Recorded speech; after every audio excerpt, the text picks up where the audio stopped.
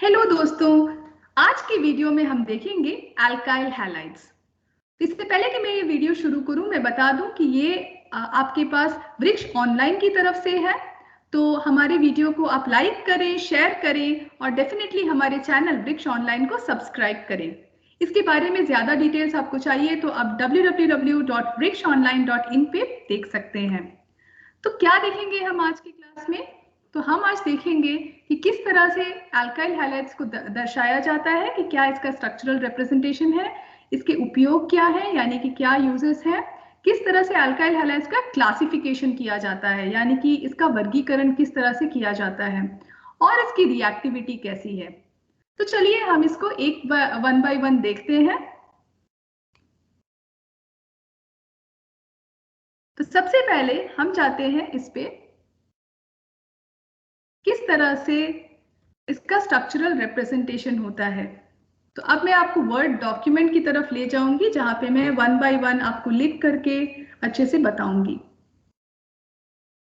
तो ये alkyl halides जो है, इसका स्ट्रक्चरल रिप्रेजेंटेशन बहुत सिंपल है।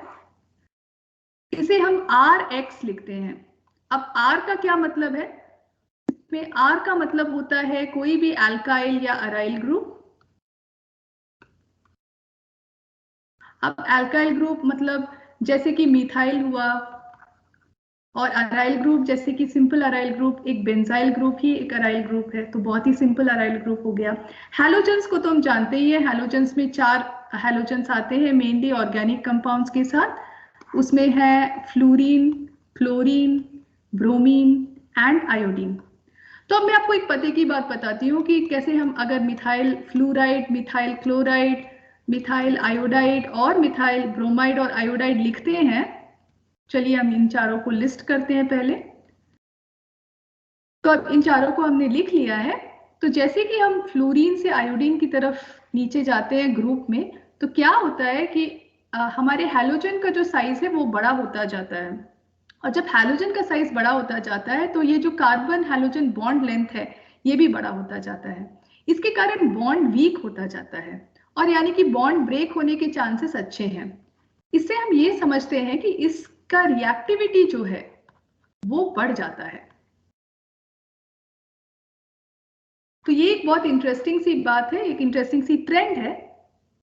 इसके बाद हम देखते हैं कि इसके यूजेस क्या हैं। तो इन जनरल अल्काइल हैलाइड्स को तो बहुत जगहों पे सॉल्वेंट्स की तरह यूज किया जाता है। तो बहुत सारे रिएक्शंस में इसका उपयोग है।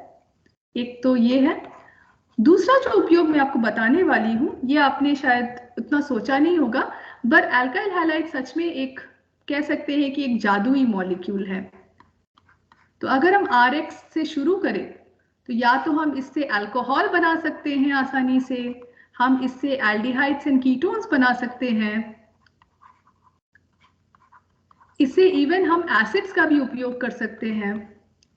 तो एसिड्स बना सकते हैं इससे, इससे हम इवन ईथर्स बना सकते हैं, हम बना सकते हैं इससे इपॉक्साइड्स, इससे इवन एल्कीन्स बना सकते हैं एंड अल्काइंस भी बना सकते हैं। वाओ, मतलब एक मॉलिक्यूल से 7 मॉलिक्यूल्स, तो ये वाह क्या बात है। तो इसका मतलब ये है कि कितना इंपॉर्टेंट मॉलिक्यूल है, आप देख सकते हैं। तो इसीलिए ये हर क्लास में, चाहे आप 12 में हो या आप BSc में हो या आप MSc में हो, अल्काइल हैलाइड्स का नॉलेज बहुत जरूरी होता है। तो इसके बाद हम देखते हैं कि इसकी हमने अब देख लिया है कि इसका ये सब मतलब किस तरह से इसका यूज है और वगैरह। अब हम देखेंगे कि इसका वर्गीकरण कैसे किया जाता है। तो अल्काइल हैलाइड्स का क्लासिफिकेशन होता है primary alkyl halide, secondary alkyl halide और टर्शरी अल्काइल हैलाइड में। अब इनका फर्क मैं आपको बताती हूँ। तो प्राइमरी अल्काइल हैलाइड में क्या होता है कि जिस कार्बन के साथ हैलोजन अटैच्ड है उसके साथ एक अल्काइल ग्रुप अटैच्ड होता है और बाकी सारे जो है हाइड्रोजन्स होते हैं। तो जैसे कि आप इसमें देख सकते हैं कि इस कार्बन के साथ हैलोजन अटैच्ड है और इसके साथ ये जो है एक अल्काइल ग्रुप अटैच्ड है। सेकेंडरी में क्या होता है कि इस कार्बन के साथ जिसके साथ हैलोजन अटैच्ड है, इसके साथ 2 और अल्काइल ग्रुप्स अटैच्ड होते हैं और एक हाइड्रोजन अटैच्ड होता है। तो ये हो गया आपका सेकेंडरी अल्काइल हैलाइड। जिसमें 2 और अल्काइल ग्रुप्स अटैच्ड है। अब टर्शरी में क्या होता है आप सोच ही सकते हो, तो इसमें जो जिस कार्बन के साथ हैलोजन अटैच्ड है उसमें 3 और अल्काइल ग्रुप्स अटैच्ड रहेंगे। इसमें कोई हाइड्रोजन्स नहीं होता है अल्फा कार्बन के साथ, तो आपको 3 और हैलोजन्स अटैच्ड मिलेंगे, 3 और अल्काइल ग्रुप्स अटैच्ड मिलेंगे। अब ये अल्काइल ग्रुप्स तो तीनों बराबर भी हो सकते हैं या अलग अलग भी हो सकते हैं। तो अब मैं आपको एक क्वेश्चन पूछती हूँ जो कि कई बार कॉम्पिटिटिव एग्जाम्स में आता है। तो सपोज मैं आपको ये मॉलिक्यूल देती हूँ जो कि है मिथाइल आयोडाइड, तो क्या आप बता सकते हैं कि ये प्राइमरी है या सेकेंडरी है या टर्शरी है? अब आंसर ये है कि ये इन तीनों में से कोई नहीं है। क्यों? क्योंकि इसमें आप देख सकते हो कि जो कार्बन हैलोजन के साथ अटैच्ड है, भाई उसके साथ तो सिर्फ हाइड्रोजन अटैच्ड है, उसके साथ तो कोई अल्फा कार्बन है ही नहीं। तो इसका मतलब ये है कि अगर उसके साथ कोई और कार्बन नहीं है तो ना कि ये प्राइमरी है, ना ये सेकेंडरी है, ना ये टर्शरी है। तो कई लोग यहाँ पे भूल करते हैं और ये एक बहुत ही इंपॉर्टेंट क्वेश्चन आता है कॉम्पिटिटिव एग्जाम्स में। अब चलिए हम क्लोज लुक लेते हैं इसकी रिएक्टिविटी पर।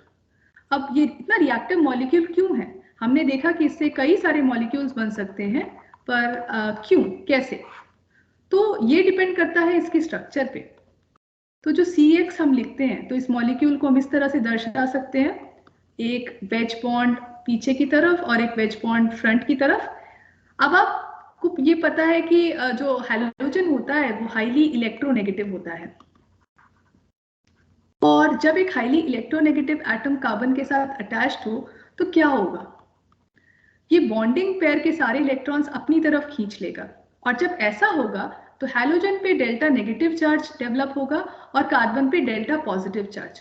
इसका मतलब इस बॉन्ड की ध्रुवता बढ़ती जाएगी, यानी कि बॉन्ड बन जाएगा पोलर, और जब एक बॉन्ड पोलर हो जाता है वो ज्यादा रिएक्टिव हो जाता है। तो ये रीजन है इसकी हाई रिएक्टिविटी के पीछे। अब और एक चीज हम देखते हैं कि किस तरह के रिएक्शंस हो सकते हैं अल्काइल हैलाइड्स के साथ। तो इसके लिए हमें पता करना होगा कि इस कार्बन की हाइब्रिडाइजेशन क्या है।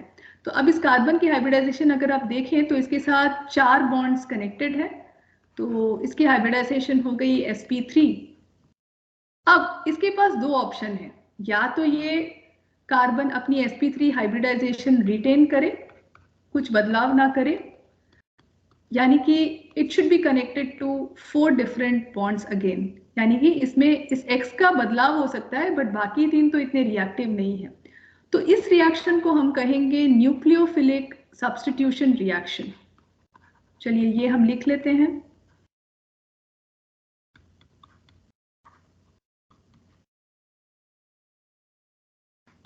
दूसरा ऑप्शन अल्काइल हैलाइड्स के पास ये है कि या तो ये sp2 बन जाए।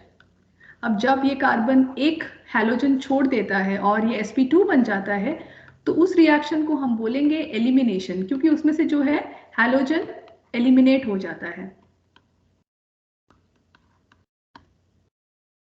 तो ये है मेजरली 2 रिएक्शंस जो अल्काइल हैलाइड्स के साथ होते हैं। तो अब शायद आपको इसका लॉजिक समझ में आ रहा होगा क्योंकि क्यों हम इसमें अल्काइल हैलाइड्स में सिर्फ ये 2 रिएक्शंस पढ़ते हैं, बाकी रिएक्शन ज्यादातर क्यों नहीं पढ़ते। तो ये रहा आज का टॉपिक्स। तो चलिए हम देखते हैं हमने क्या क्या देखा। तो हमने देख लिया है अभी तक स्ट्रक्चरल रिप्रेजेंटेशन देखा हमने, जो मैंने आपको क्लियर से बताया था। इसके बाद हमने देखा था आज यूजेस अल्काइल हैलाइड्स का, हमने इवन वर्गीकरण देखा यानी कि क्लासिफिकेशन भी देखा, और हमने इसके बाद रिएक्टिविटी भी देखी। तब मैं आपको और एक इंटरेस्टिंग बात बताती हूँ, जी जो वृक्ष ऑनलाइन है, हम CSIR UGC नेट के बैचेस बना रहे हैं, हम इसके क्लासेस देने वाले हैं और एनरोलमेंट शुरू हो चुकी है। तो अप्रैल से ये क्लासेस शुरू होंगे, तो जरूर एनरोल करना इसमें। और हमें कोई भी क्वेश्चन हो तो wriksonline@gmail.com पे आप जरूर कांटेक्ट कर सकते हैं। हमारी साइट भी आप देखिए wriksonline.in। Thank you very much, बहुत बहुत धन्यवाद आज का यह वीडियो देखने के लिए। इसे लाइक करना, शेयर करना और सब्सक्राइब करना ना भूलें।